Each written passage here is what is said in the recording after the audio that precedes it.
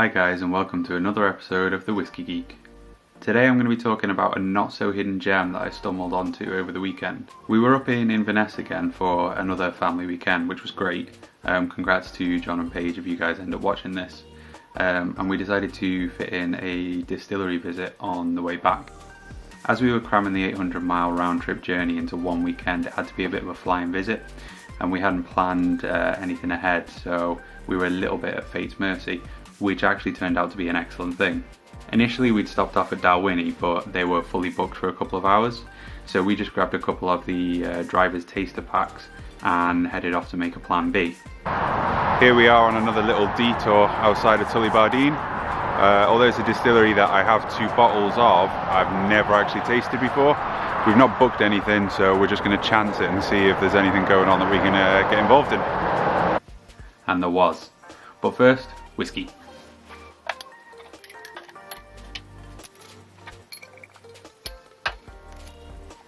I've come away with a number of samples, the first of which is a Tullibardine Sovereign. Now this is the distillery's core offering, a no-age statement which I'm told is aged from 8 to 10 years in first fill ex-bourbon casks. Now this is the base building block for the rest of the wood finish range.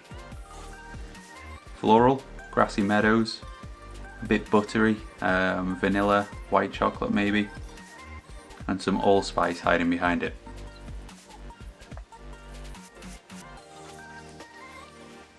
There's notes of pear cider, it's quite malty, a bit creamy. The allspice returns, and there's a candied orange peel to it. The spices carry over nicely onto a warming finish, with vanilla, cinnamon, and it's generally a bit creamy.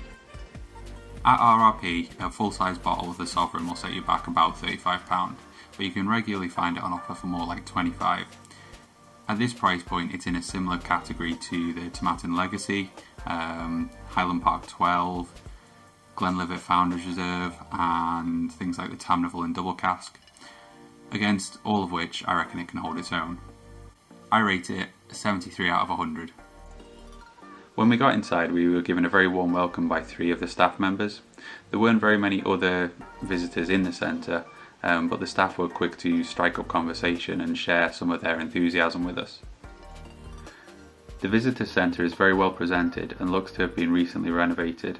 There's a nice lounge area with product displays and distillery history lining the walls. There was one particularly eye-catching decanter themed on their tagline, a pure drop of Highland gold.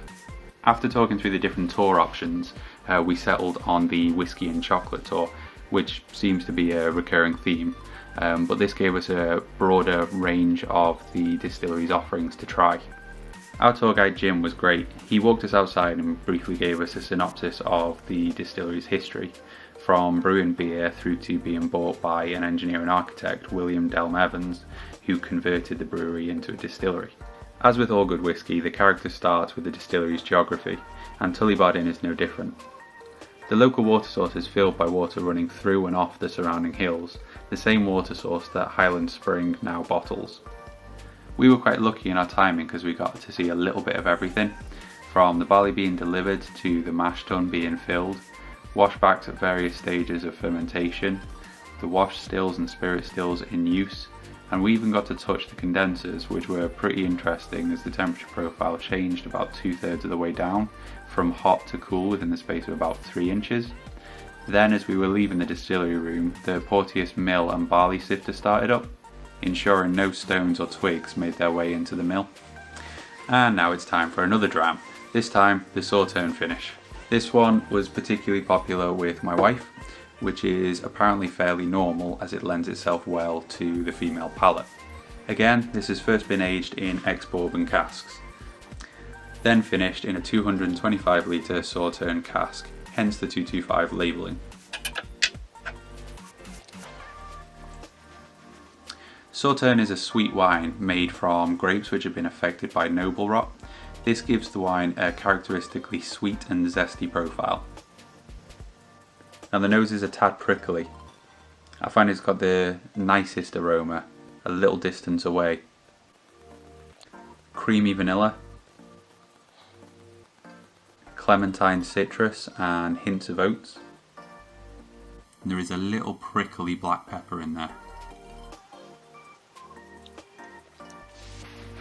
On the palate there's marmalade and orange zest.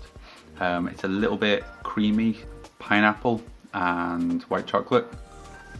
And the finish is medium length with a lingering sweetness and spice. At an RRP of £45 this has some fairly steep competition, but I managed to pick up this bottle today at £30. I wouldn't have been disappointed if I had bought it for £45, but at £30 it's an absolute steal. I gave this an 81 out of 100 and recommend, if you see it on offer, that you grab a bottle yourself. The tour then progressed into a warehouse filled with casks. We got to stick our noses in a few casks, but they had been empty for a while, so the aromas were growing faint. After the distillery was mothballed by White and Mackay, it was sold to a French wine and spirit firm, so they have a ready supply of excellent casks to finish their whisky in.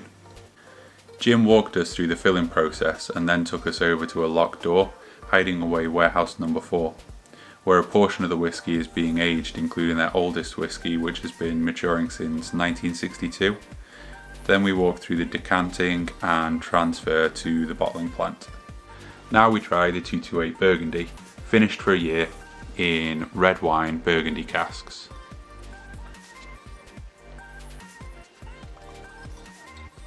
Again, this is bottled at 43% and makes no mention of chill filtration or colouring.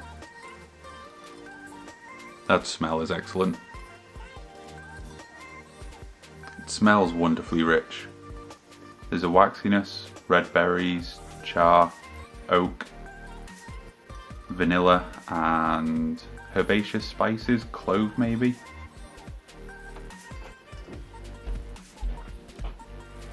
The palate and the finish don't disappoint. I really enjoy this whisky. It's creamy, nutty, the red berries return, some apple peel and a honey. And then the finish is quite long with more fruit, stone fruits maybe, and a lingering spice. Very satisfying, I really like that one. This bottle also RRPs for £45, and it's quite a festive dram. It would be great for Christmas.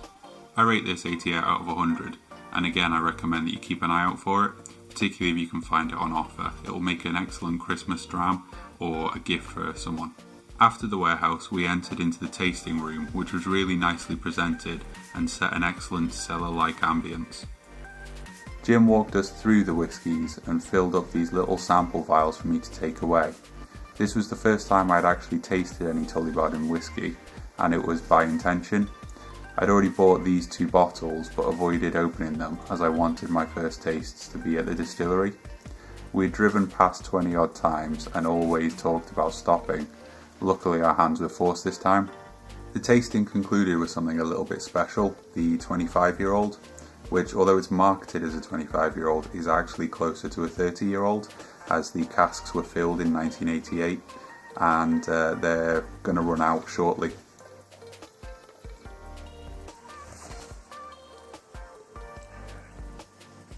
Now that smells fantastic. Rich and smooth, layers of honey, baked fruits, banana loaf. There is a subtle oaky tannin in there and a gentle waft of char or smoke. Layers of flavours.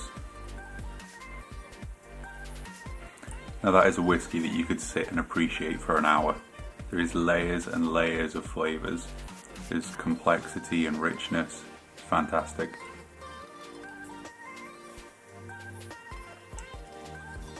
It's thick and creamy. There's fruit on top of fruit. There's tannins coming back in. Baked spices. The finish is long with more fruit. The banana returns, maybe strawberry jam as well. It's very, very sweet, very smooth and wonderfully rich. At £135 a bottle, this is priced fairly steeply and out of a lot of people's price bracket. That being said, I really, really enjoy it. It's wonderfully complex. There's layer upon layer upon layer of flavour and complexity for you to work through. The gent responsible for marrying these casks together really does deserve a pat on the back. It's an excellent whisky, and it's one that I plan on keeping an eye out for and stowing away for some special occasion in the future. I'll rate that 96 out of 100. Coming from an engineering background, the industrial and the business side of Tullibardine was really interesting.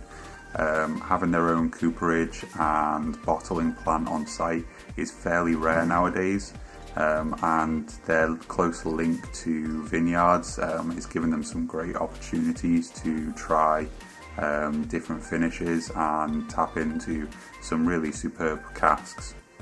Luckily, I've got these 3 bottles of Tullibardine to appreciate and share, but I'll be keeping an eye out for other offerings from the distillery, particularly their masala finish, which should be coming out shortly. Thanks for watching, guys. I hope you've enjoyed a glimpse into our visit, and I highly recommend that you try and pop in yourself sometime. If you have enjoyed this video, please give us a thumbs up and drop a comment below. Until next time.